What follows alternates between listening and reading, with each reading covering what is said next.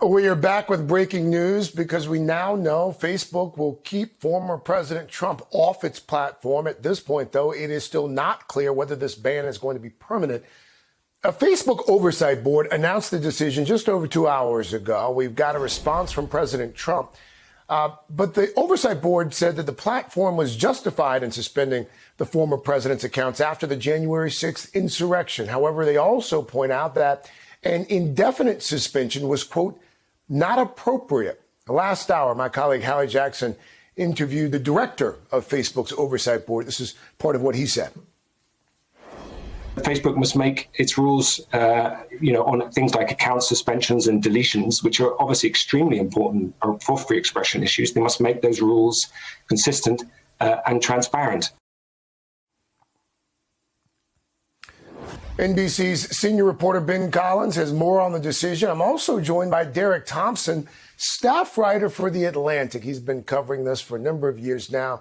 And gentlemen, again, just moments ago, this response from the former president of these United States in response to this news from Facebook. Here's the statement. I'll read it out loud here for our listeners on Sirius Satellite Radio. What Facebook, Twitter, and Google have done is a total disgrace and an embarrassment to our country. Free speech has been taken away from the president of the United States because the radical left lunatics, all caps, are afraid of the truth, but the truth will come out anyway, bigger and stronger than ever before. The former president goes on a bit there, but I think folks sort of get the gist of the statement there from the former president.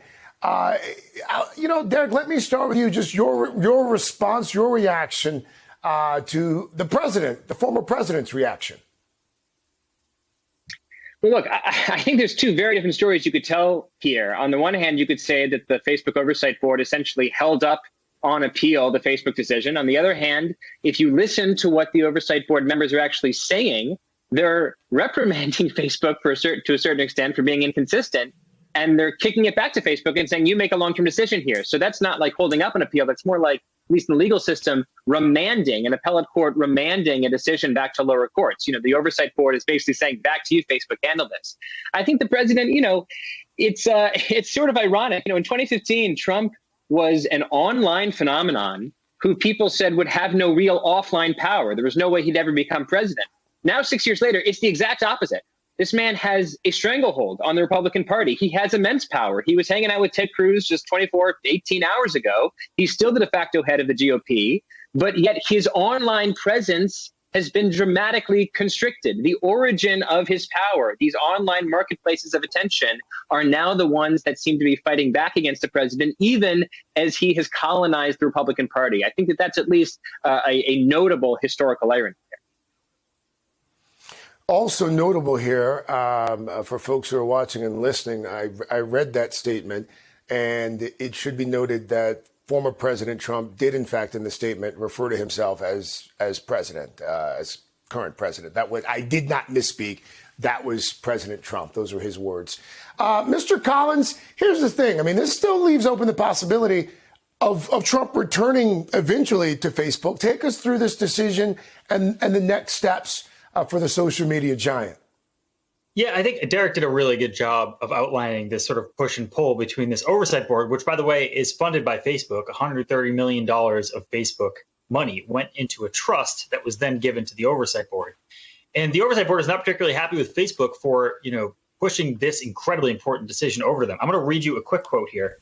Actually, you know what? I'm not. It's already here. Basically, the oversight board said, this is not on us. We need clearer rules.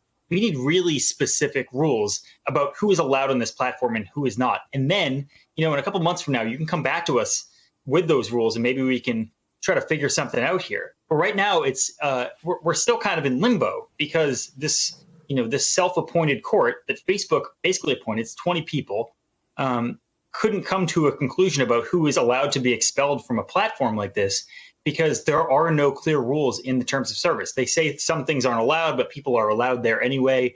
Does this merit a suspension? If it merits a suspension, why isn't there an end date to this suspension?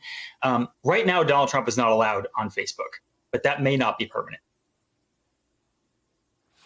You know, here's the thing, Derek, for me at least, this entire conversation brought up a larger point. Not to oversimplify it, but I mean, should the expectation of free speech extend to social media platforms, private social media platforms, or at least privately owned?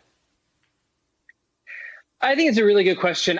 Look, I've come on the show a lot to talk about Facebook, and every single time I come on the show, I say, I don't really know what Facebook is. I don't really know what it wants to be.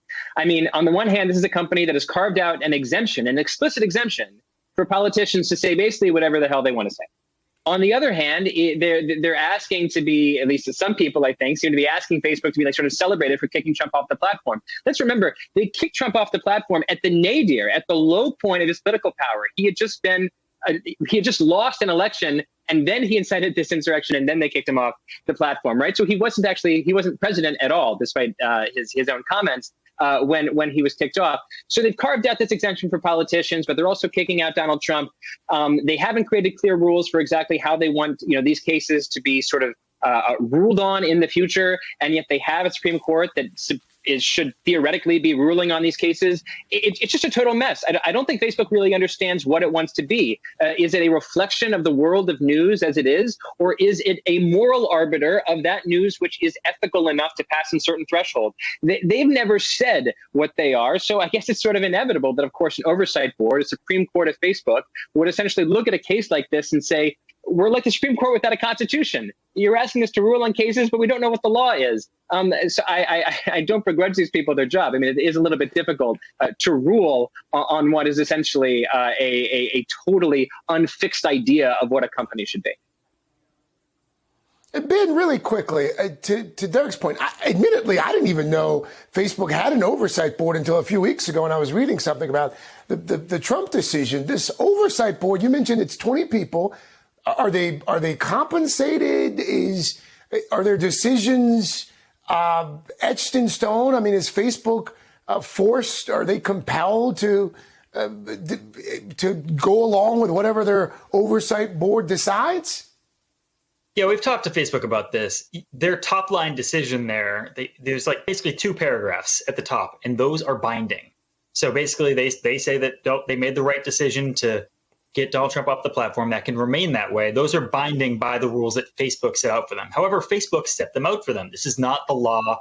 This is not a court. These are 20 people that agreed to be a part of this experiment and are compensated by a trust funded by Facebook. So that is the most important thing here. This has no this isn't the court. This is not the law. These are people paid by Facebook. There is one really quick argument that is important that's sort of buried in this. And they outline something that's not binding in here. And they say, you guys need to do a better job of finding out the science and the algorithms that lead one individual to have this much power on your platform. This is sort of buried in that decision.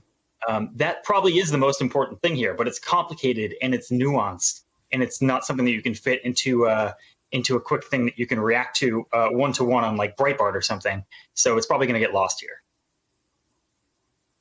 Ben Collins, Derek Thompson, you both always do such a fantastic job of at least trying to help us understand this stuff. Thank you both. Thank you very much. Hey, thanks for watching our YouTube channel. You should know that you can follow today's top stories and breaking news and catch up on your favorite MSNBC shows all in one place. Download the NBC News app today.